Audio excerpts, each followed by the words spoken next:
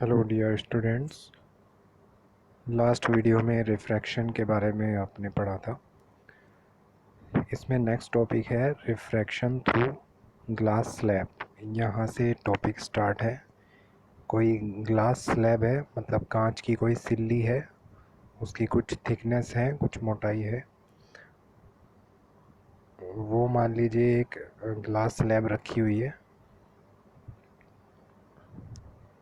उस पर सबसे पहले हमें एक लाइट रे इंसिडेंट करनी है।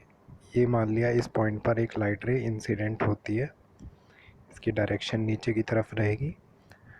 इसका एंगल ऑफ इंसिडेंस निकालने के लिए आपको एक नॉर्मल ड्रॉ करना पड़ेगा,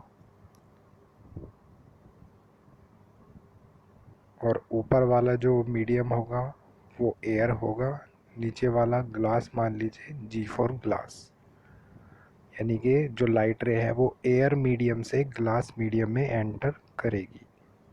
क्या होगा, आपने पढ़ा है रिफ्रैक्शन में कि जब कोई लाइट रे एक मीडियम से दूसरे ट्रांसपेरेंट मीडियम में जाती है तो वो अपने पाथ से डाइवर्ट हो जाती है, मतलब अपना रास्ता बदल लेती है।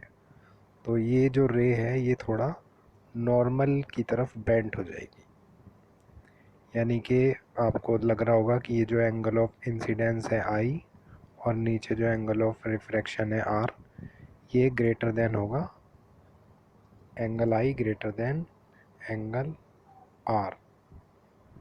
ये वाली कंडीशन, इसको हमने वन क्यों कंसीडर किया है ये भी आपको समझ में आ जाएगा। अब मान लीजिए ये वाली लाइट रे जो इंसिडेंट हुई यहाँ पर, दूसरी साइड यहाँ पर इंसिडेंट हुई है, तो ये फिर बाहर भी निकलेगी दूसरे मीडियम में। इस लाइट रे को बाहर भी जाना है, तो यहाँ पर दोबारा से इसका रिफ्रैक्शन होगा। पहले तो एयर से ग्लास में एंटर किया लाइट रे ने, अब फाइनली ग्लास से एयर में एंटर करेगी। तो इसका उल्टा हो जाएगा। पहले केस में आप देखिए जो लाइट रे थी वो नॉर्मल की तरफ बेंट हो गई थी, नॉर्मल की तरफ झुक गई थी, जिसकी वजह से एंगल ऑफ रिफ्रैक्शन जो था R1 वो छोटा था एंगल I1 से। लेकिन यहाँ पर मीडियम उल्टा है, अब की बार ग्लास से एयर में जा रही है, यानी कि इस साइड इस मीडियम में जा रही है, तो ये नॉर्मल से दूर हटती हुई जाएगी। तो इस कंडीशन में जो एंगल I2 होगा वो R2 से छोटा रहेगा। तो इसकी थ्योरी हम लिख सकते हैं, suppose a light ray enters from air to glass slab. मान लीजिए कोई लाइट रे एंटर करती है एयर से ग्लास स्लैब में। एट फर्स्ट सबसे पहले it bends towards normal N1 after refraction. Refraction के बाद ये नॉर्मल N1 की तरफ बेंड हो जाएगी। आफ्टर दैट दिस रिफ्रैक्टेड रे again incident on the other end of the glass slab. यही लाइट रे जो रिफ्रैक्ट हुई है यही दूसरी साइड पर इंसिडेंट रे बन जाएगी। Again incident on the other side of the glass slab and gets outside in the air away from the normal N2। Normal से दूर जाती है, अवे का मतलब उससे दूर जाती है।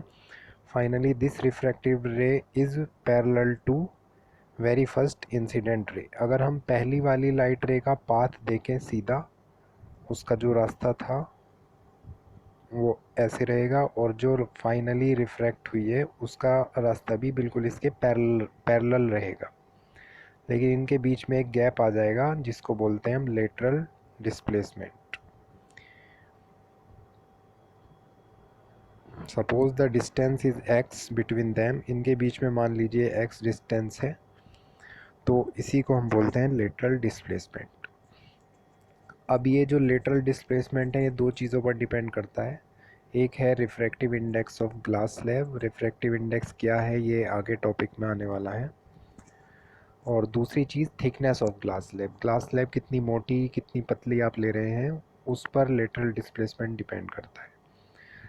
नेक्स्ट है लॉज ऑफ रिफ्रैक्शन। रिफ्रैक्शन के दो लॉ हैं, जैसे रिफ्लेक्शन के लॉ थे सेम उसी तरह। नंबर फर्स्ट तो उसका बिल्कुल कॉपी है जो रूल उसमें था। The incident ray the refracted ray and the normal to the interface of two transparent medium at the point of incidence all lie on the same plane. ये तीनों की तीनों लाइट रे जो होती हैं इंसिडेंट भी, रिफ्रैक्टेड भी और नॉर्मल भी एक ही प्लेन में रहती हैं, जहाँ पर ये इनका इंटरफेस होता है, जहाँ पर मिलती हैं।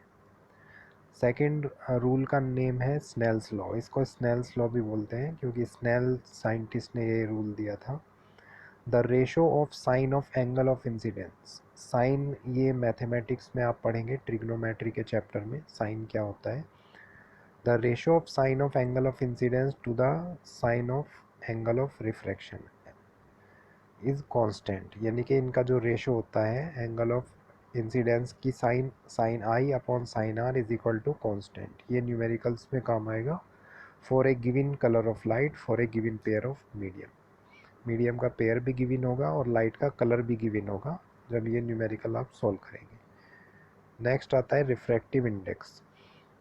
It is the ratio of speed of light in A given pair of medium. किसी मीडियम के पेयर में, पेयर यहाँ पर इसलिए बोला जा रहा है क्योंकि दो मीडियम होते हैं, तो उनमें जो लाइट की स्पीड होती है उनका रेशो, उसको बोलते हैं हम रिफ्रैक्टिव इंडेक्स, और इसको एन लेटर से डिनोट करते हैं, स्मॉल एन से। Suppose there are two mediums with refractive index. मान लीजिए दो मीडियम हैं, वो कोई भी हो सकते हैं। एक का रिफ्रैक्टिव इंडेक्स n1 है, दूसरे का n2 है, and the velocity of light पहले मीडियम में v1 है और दूसरे में v2 है। तो क्या होगा, refractive index of one medium with respect to another. पहले मीडियम का रिफ्रैक्टिव इंडेक्स दूसरे के रिस्पेक्ट में, यानी कि n1 2 ऐसे लिखना पड़ेगा आपको, पहले का, फर्स्ट का, सेकंड के रेफरेंस में, सेकंड के रिस्पेक्ट में। तो इसका फॉर्मूला होता है v2 अपॉन v1। आपको उल्टा करना है, अगर n के बाद 1 2 आ रहा है तो v में उल्टा कर दीजिए, 2 ऊपर 1 नीचे।